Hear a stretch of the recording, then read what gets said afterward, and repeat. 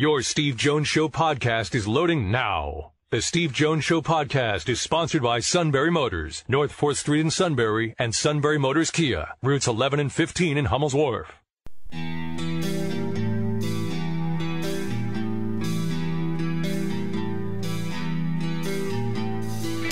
Sports talk where your voice counts. This is the Steve Jones Show on News Radio 1070 WKOK.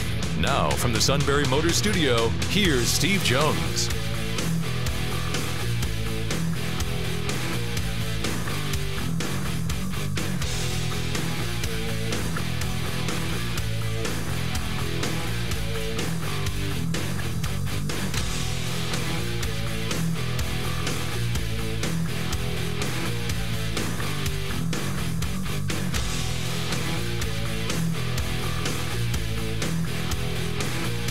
Good afternoon, everybody. It is a Tuesday edition of the Steve Jones Show. News Radio 1070 WKOK. Matt Catrillo here with you. Steve will soon be there from the Sunbury Motors Studio. Sunbury Motors, 4th Street in Sunbury. Sunbury Motors Kia, routes 11 and 15 in Hummel's Wharf. And we want to hear from you. Give us a call today, 1-800-795-9565.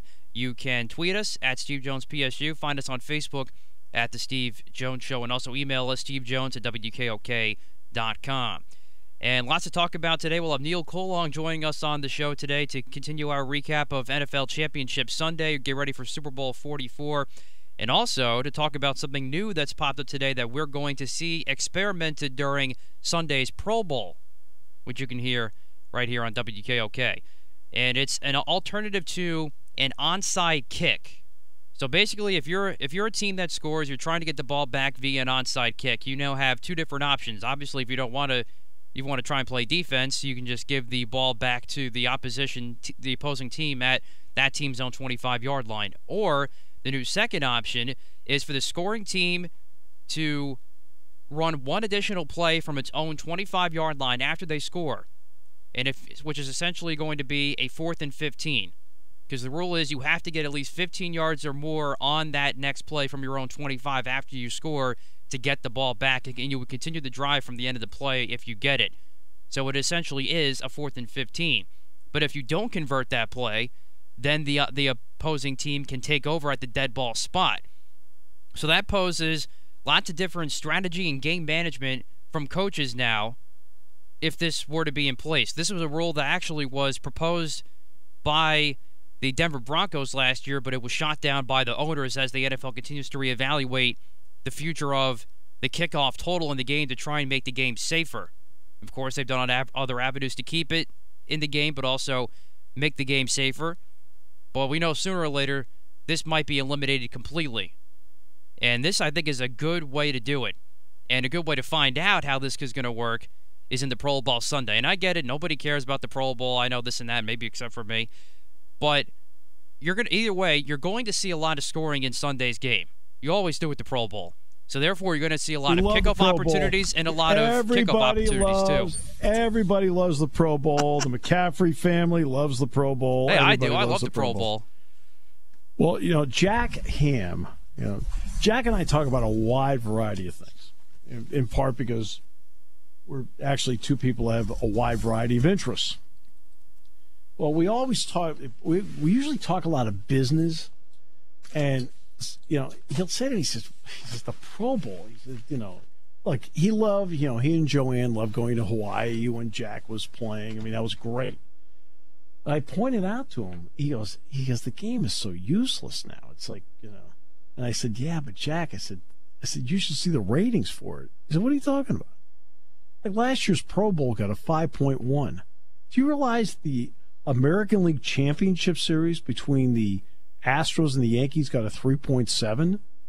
The Pro Bowl outdrew an American League Championship Series game.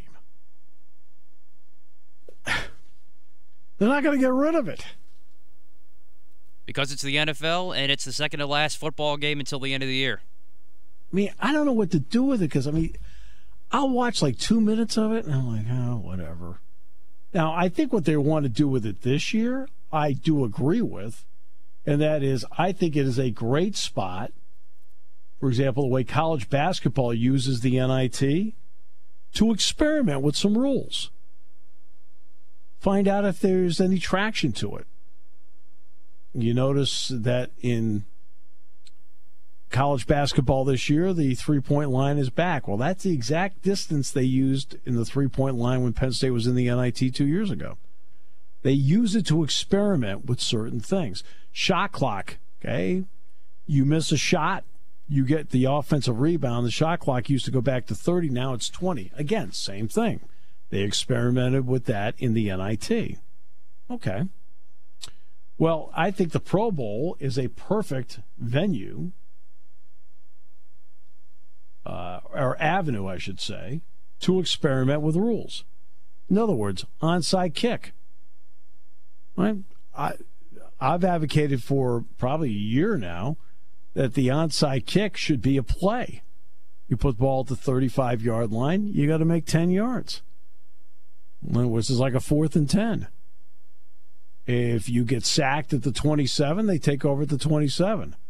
If you get stopped at the 44, the other team takes over at the 44. Oh, but if you make the line to gain, you keep on going. I think that's a better play to me than an onside kick. It's got more drama to it.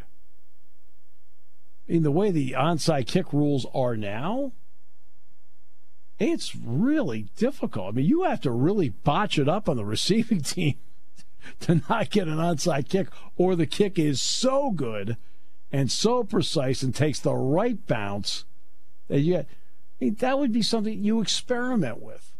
Something they want to talk about, illegal motion with receivers this year.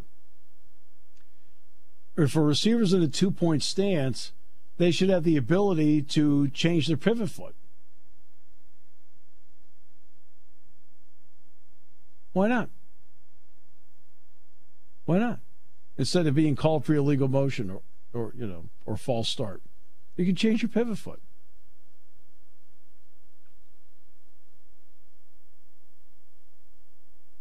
Those are some of the things they're looking at in this game.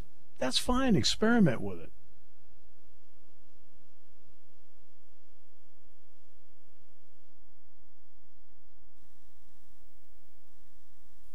And this is such a dead period right now. This is what we're talking about.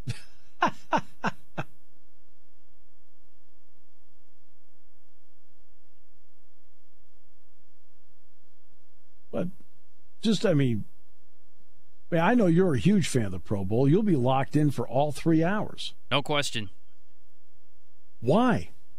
I get flack for it every year, but I don't know. I just enjoy it, I guess. I don't know. I guess it's a celebration of the year, so to speak, even though I know people don't think that way.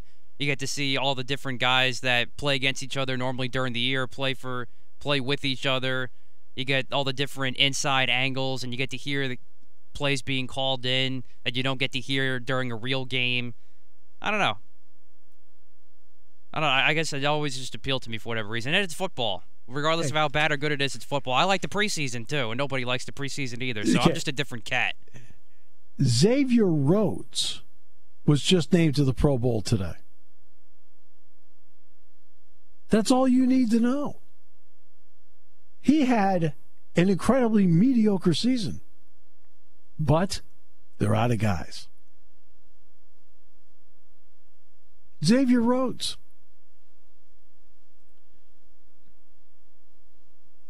I stopped watching the preseason years ago. The Pro Bowl, I'll watch a couple plays, but just a couple plays. Although I'll say, I think is the game Sunday or Saturday? It's Sunday at 3, still in Orlando at Camping World Stadium. Well, that's their fault. Now, I've also been an advocate to bring it back to Hawaii.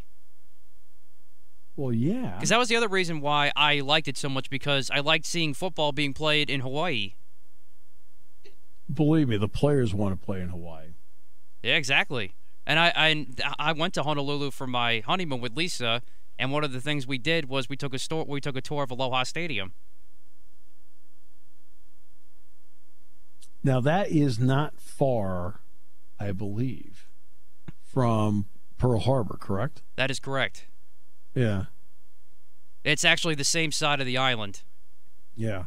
In fact, I don't think it's that far from Pearl Harbor. No, it's like a couple miles. Yeah, it's right down the road. You can see it when you take the boat over to the USS Arizona. When you're there at Pearl Harbor, you can see the stadium. You can see the stadium, because the stadium actually is raised up a bit. It's on a little bit of a hill, right? That's exactly right. Yep. Yeah.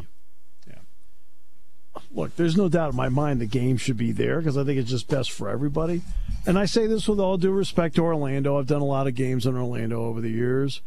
But, and look, Orlando's always trying to do something. There are certain points, though, where even the big mouse is not enough of a lure. And I know you're a big fan of the big mouse. Yes. I'm sorry. If you're not going to put the Pro Bowl in Hawaii, then put it in Las Vegas. Something. I could get behind that. Right? Hawaii, Las Vegas, Camping World Stadium. Over the years, I will say this about Camping World Stadium. They have improved it. There's no doubt.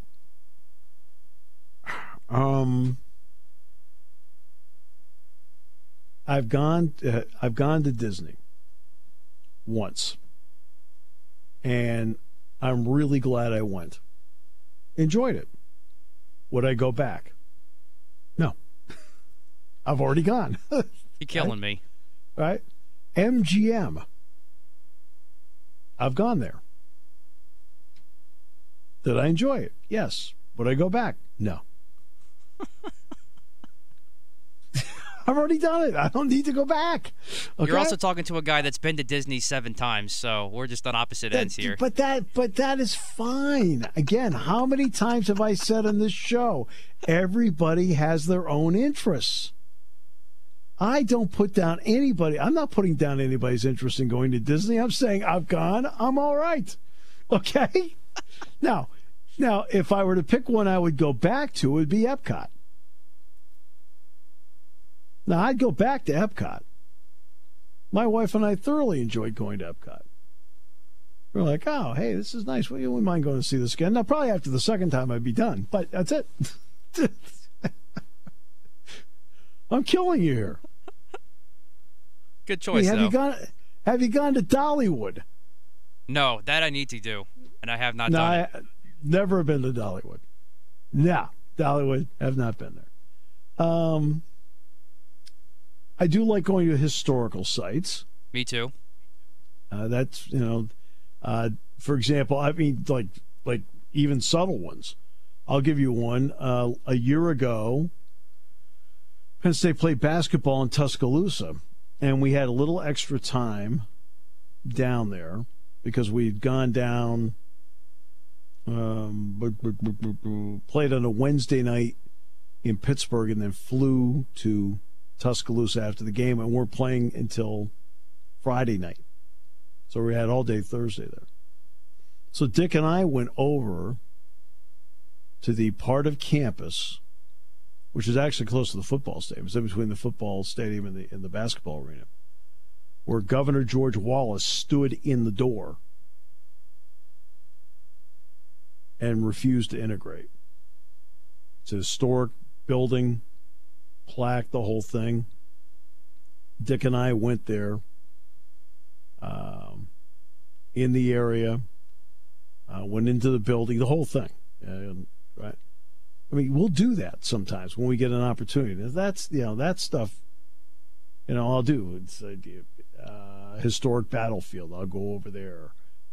Something like that. I was telling somebody when we were in Philadelphia, the first time I did a game in Philadelphia, I went to Independence Hall.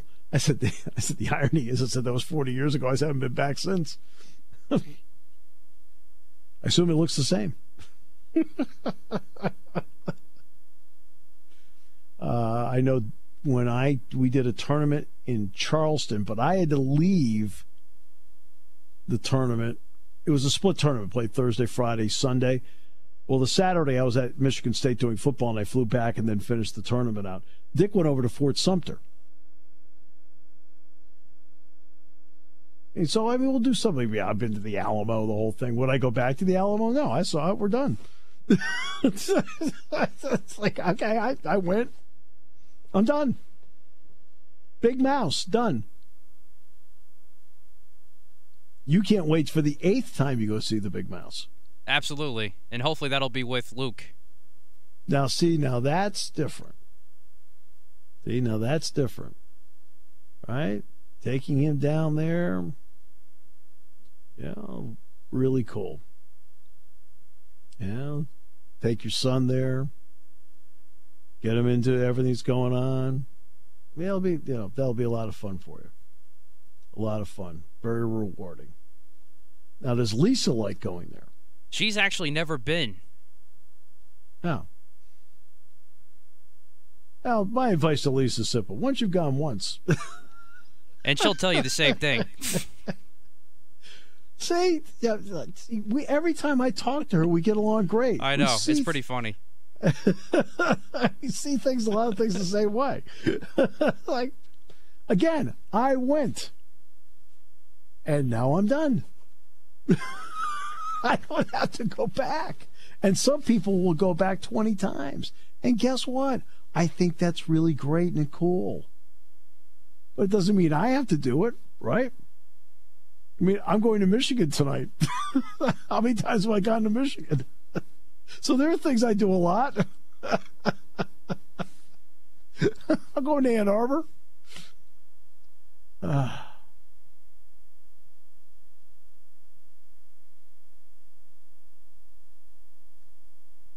There's certain stadiums or arenas I go, hey, love to go back there. Yeah, Rose Bowl's one. Can't do enough Rose Bowls, in my opinion. And I love doing games in Madison Square Garden. Palestra, yeah. Okay, 115, actually 120, including there's a group of 5 in there. It's included in there, including Josh Uche of Michigan, have officially on the list for the NFL draft. And people have been wondering what Shaka Toney doing. Shaka's not on the list. Did not submit his name for the NFL draft. People have wondered what he's going to do. Then I had somebody say, well, how come he didn't make an announcement? I said, who said he had to?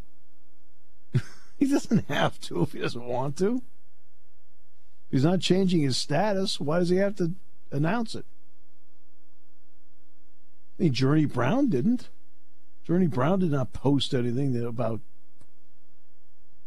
I think he said something after the game about it, but that was about it.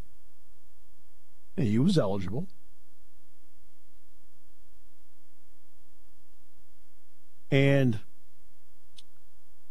the only 2 names in for Penn State are Yetur Gross-Matos and KJ Hamler, the only 2 in. And Daniel George has put his name into the transfer portal. Mark Brennan's going to talk about that with us in the show today. Neil Coulong today. If you want, I can start with Neil on the Pro Bowl if you want.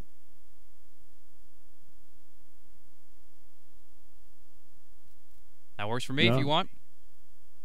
I know. I'm just trying to think of you here. Yeah, I'm just trying to think of you here. Neil's willing to come on early. All right, we'll do it.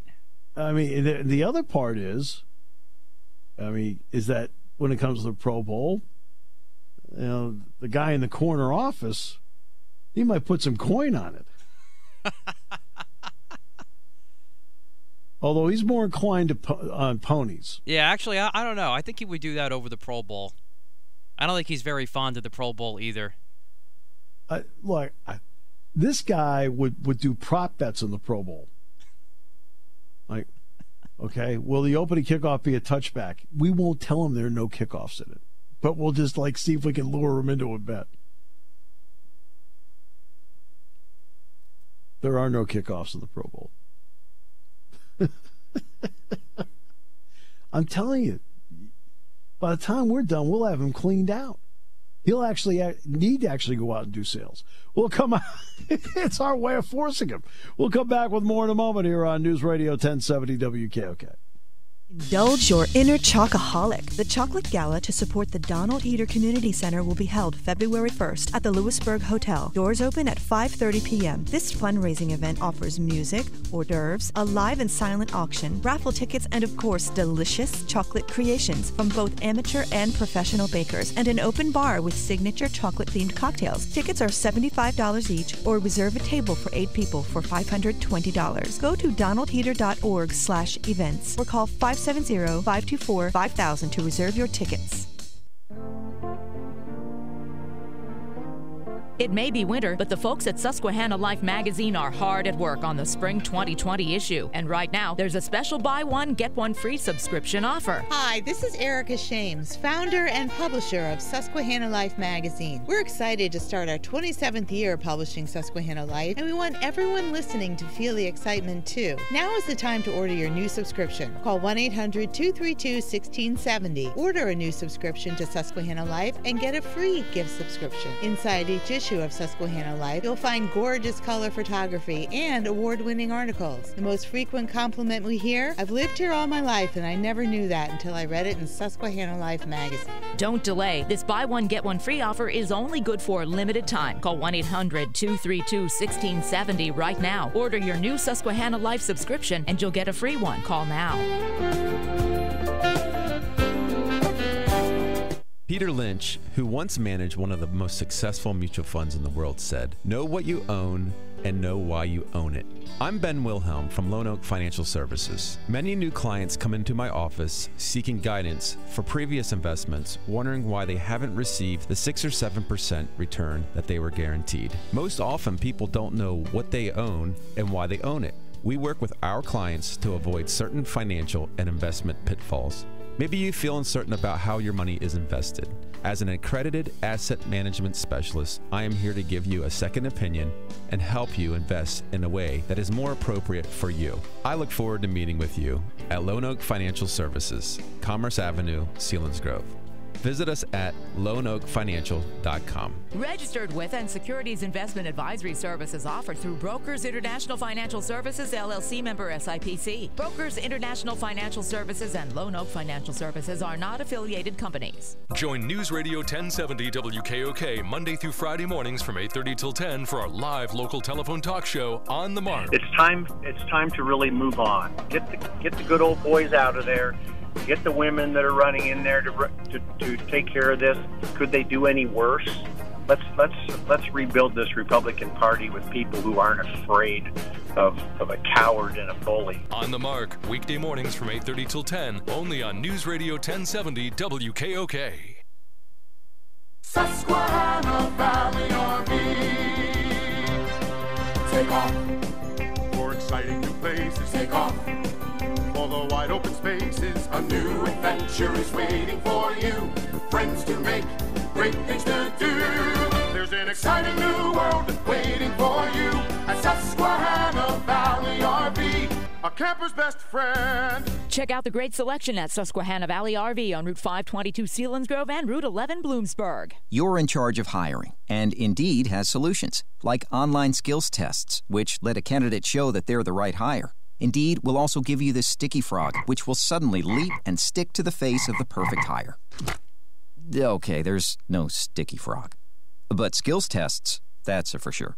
See why independent research by Silk Road shows Indeed delivers 3 times more hires than any other job site. Post your next job at Indeed.com/hire and try skills tests for free. Terms and conditions apply.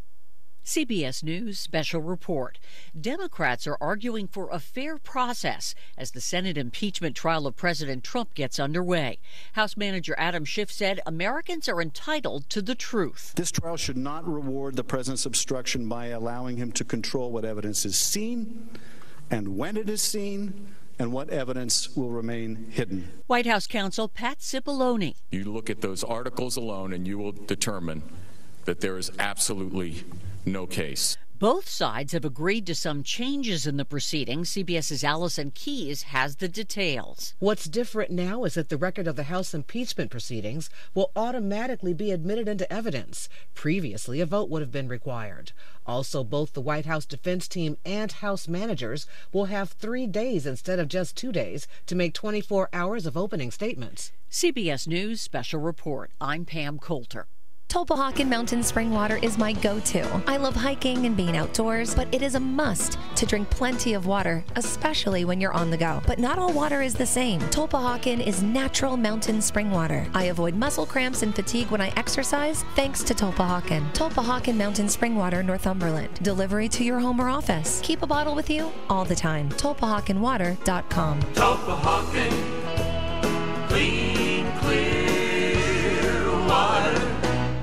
Hi, this is Dave Moyer for the Benjamin T. Moyer Furniture Store in Sunbury. Let me ask you a question. How did you sleep last night? If your answer is anything other than wonderful, listen closely.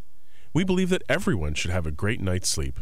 When you choose a Schiffman mattress, you can be rest assured that you're sleeping on the highest quality handmade mattress that is not only comfortable, but gives you the correct support to feel refreshed and revitalized each day. Schiffman handcrafts the finest quality mattresses in the world using all-natural cotton and makes each mattress with 2 sides for longer-lasting comfort.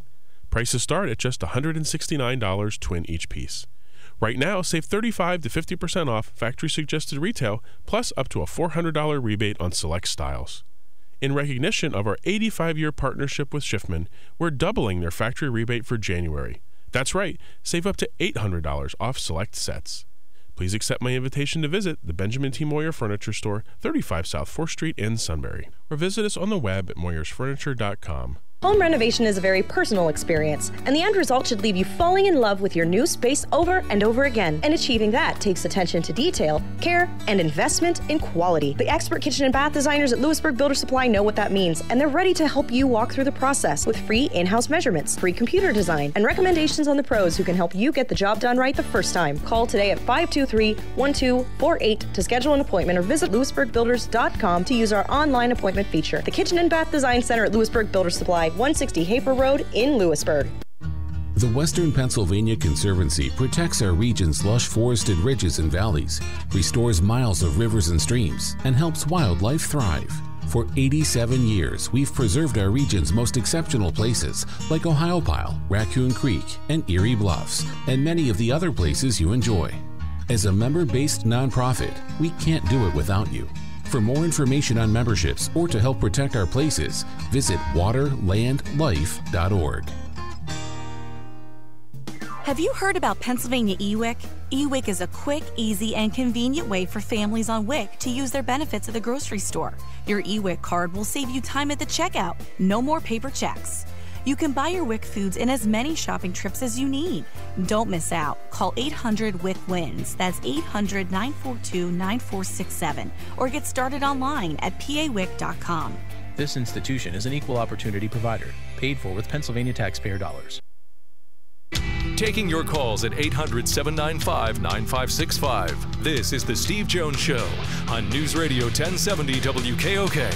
Now, from the Sunbury Motors Studio, here's Steve Jones. All right, Sunbury Motors, 4th Street in Sunbury. Sunbury Motors, Kia, routes 11 and 15 in Hummel's Wharf.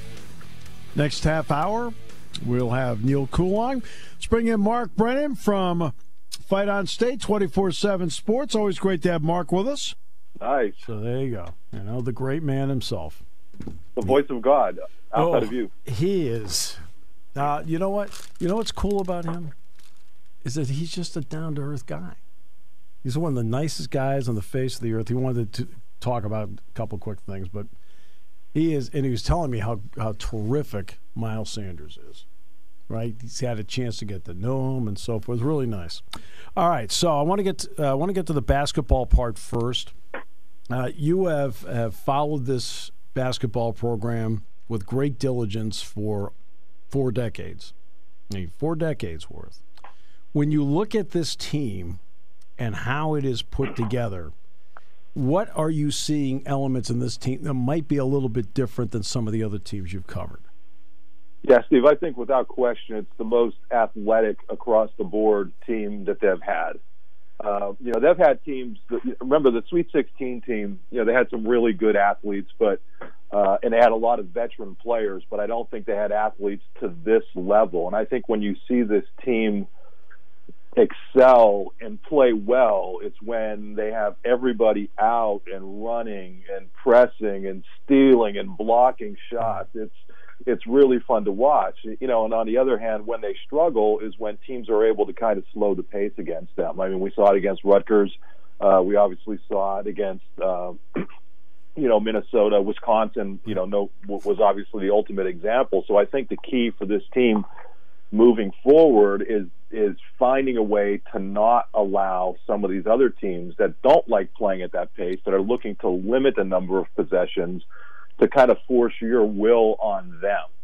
And that's not always an easy thing to do when you're a super athletic team. That's why Virginia is good year in and good year out, because they're able to force their pace on people. That's why Wisconsin under Bo Ryan was so good and is good now, that they're able to force their pace on people, a slower pace. So to me, moving forward, that's the key difference from any other Penn State team I've seen, Steve, and you've watched even more Penn State basketball than I have, but I don't remember them having this level of athleticism, 1 through 9 or 10, ever. I just don't.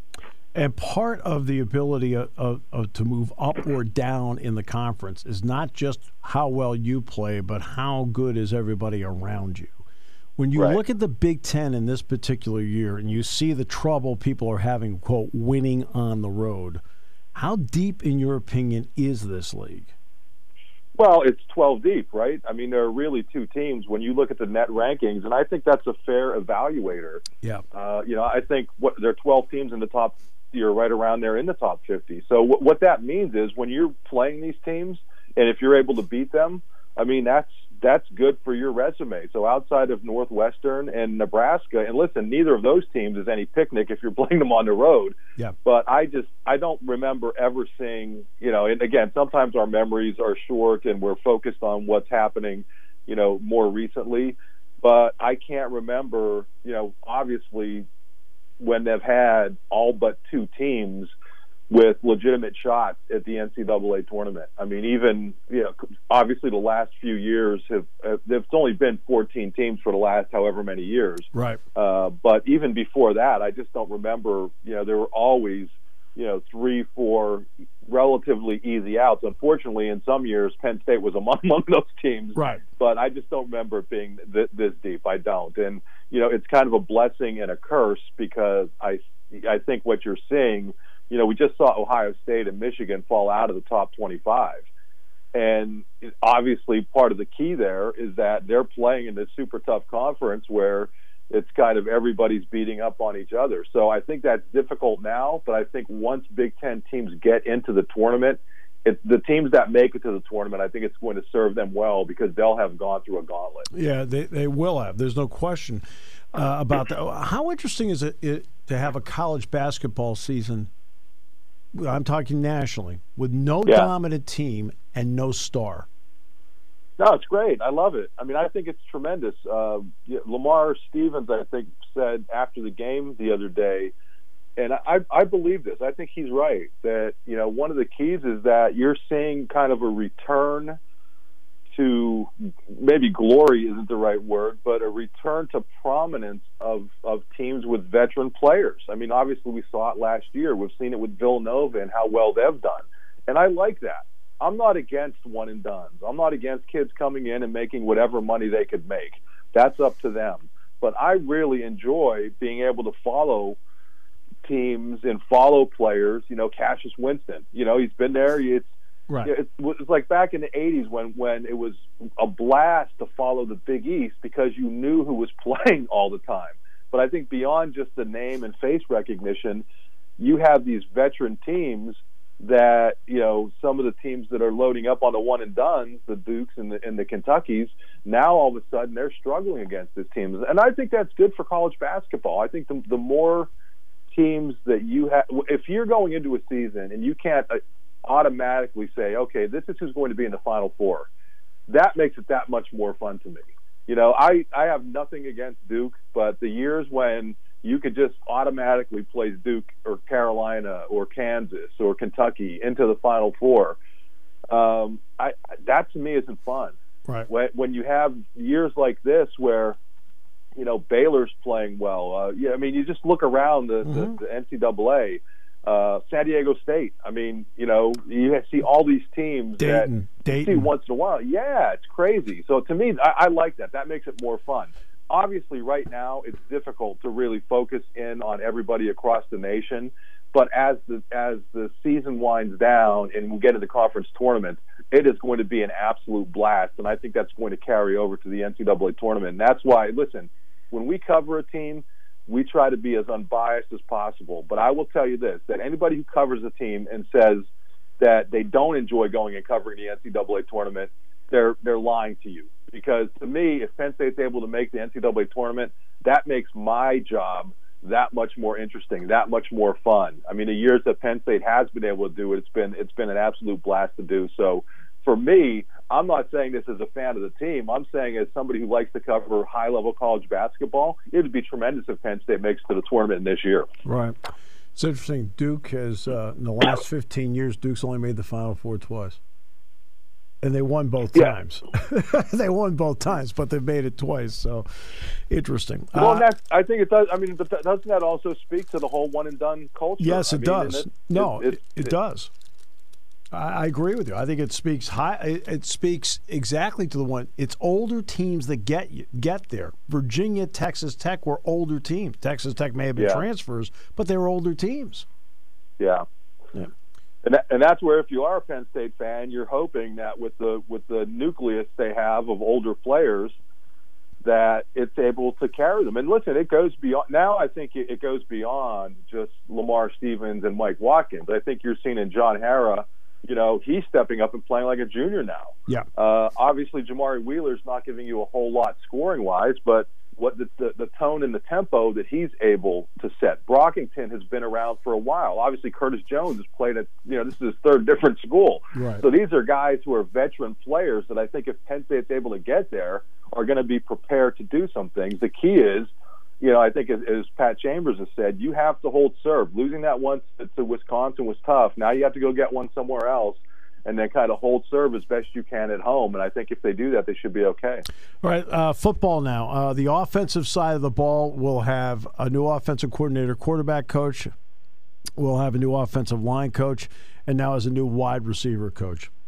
Now we're going to have to see how it in reality plays out before our eyes. But on paper, how did it play out in your opinion? Well, I really like Matt Limegrover. Yes. To me, I think when you looked at this past season, the last couple years, let me put it a different way. Coming out of the sanctions, and I don't think this is any revelation, I thought that the offensive line was the area that was hurt the worst because you can't bring in offensive linemen and plug and play. And you also had a situation where Bill O'Brien, as great of a coach as he was and as good of a job as he did, I distinctly remember him saying, we don't need more than 11 or 12 scholarship offensive linemen. Now, obviously, he had to deal with the sanctions at that point, but he was looking at it from more of a pro kind of situation where they carry very limited offensive linemen. In college, you can't do that. The NFL carries 7. Right, but you can't do that in college because you're bringing in younger kids. They aren't established. You're not drafting guys who you have a pretty good feel for how good they are. Offensive linemen, it's so difficult because it's tough to judge them in high school. So, some of them are just bigger than everybody. And I think if you look at offensive linemen, that's probably the one area where you would see the most, quote unquote misses, where they take kids and it just doesn't work out because they can't adjust or, this happens or that happens. But to me, that was the area that was hurt the most by the sanctions because it takes years to develop a good offensive lineman normally. There are outliers, but normally it's going to take you years to develop, and then it's going to take years to develop depth.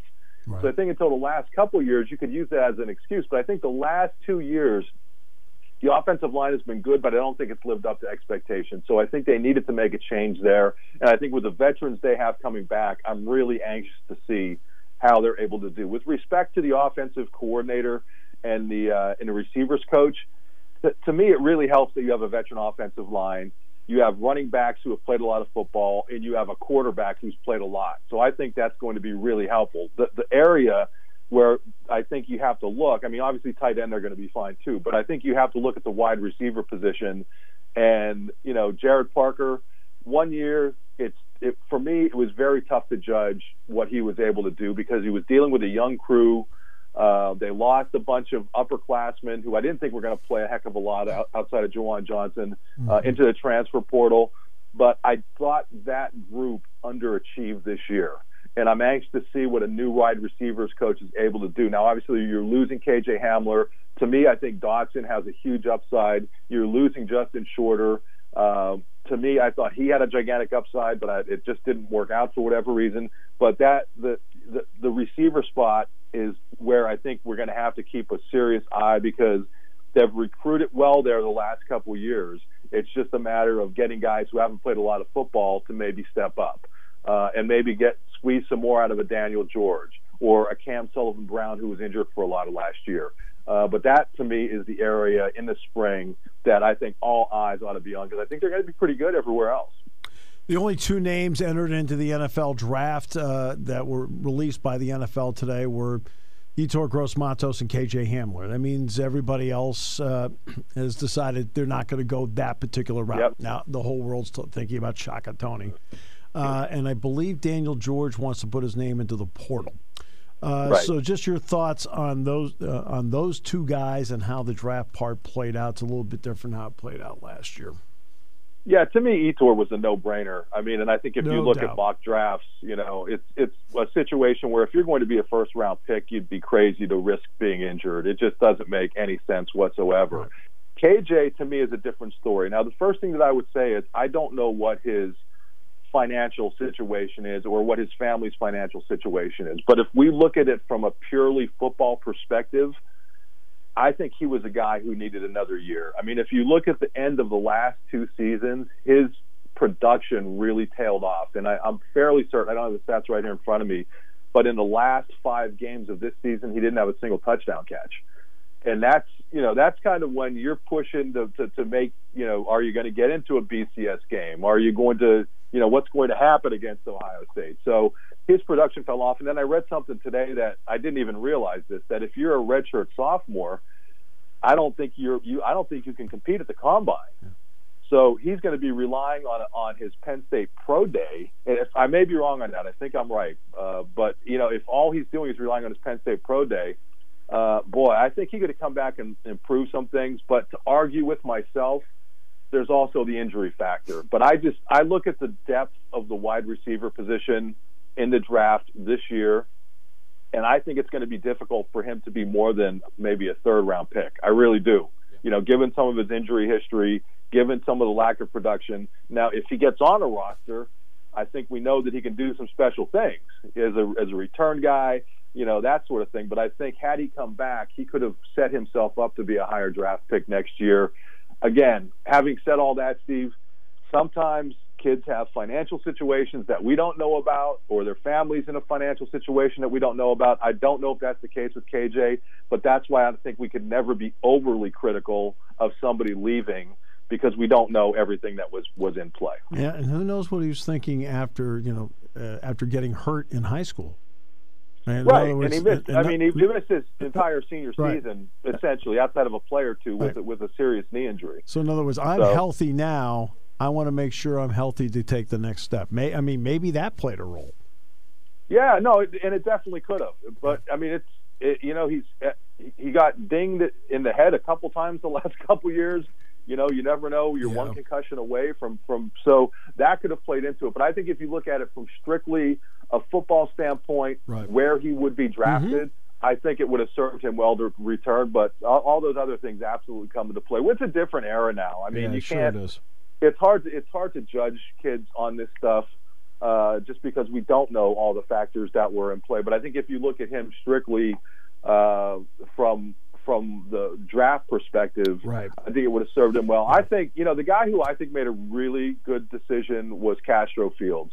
I don't think Tariq had the kind of year that he was hoping to have. I think it was an adjustment for him. If you recall, he'd been kind of a backup who played a lot of football for multiple years. And I think when he was forced to step into a starting position, there was something that just he wasn't quite, everything didn't quite click. I think he could come back. He has the physical skills, the size, the speed, all of those things. And I think working under Terry Smith for another year is going to help him. I think, coming in, now you're the veteran back there. You've adjusted to that role. I think it's going to serve him well. And as for Shaka, it appears he's coming back. He hasn't made any announcement, which is fine with me. I really don't need all these announcements. Right. But he's going to be good for the young D linemen that they have. The Adisa Isaacs, the Jason Owes, those guys both have gigantic upside, but I don't think either of them is quite there yet. And I think being able to learn from Shaka more, just having a chance to talk to him down at the bowl, the level of maturity that you're seeing out of a guy who's going to be a fifth-year guy, so for Penn State, it's a really good thing. From Shaka's perspective, I just went back and was looking at we just posted a video from him that I talked to him at Media Day at the bowl game, if I can spit it out. And he really gave a tell there when he was talking about how important it is to him to graduate. So he has one more semester left, and then he has to do an internship.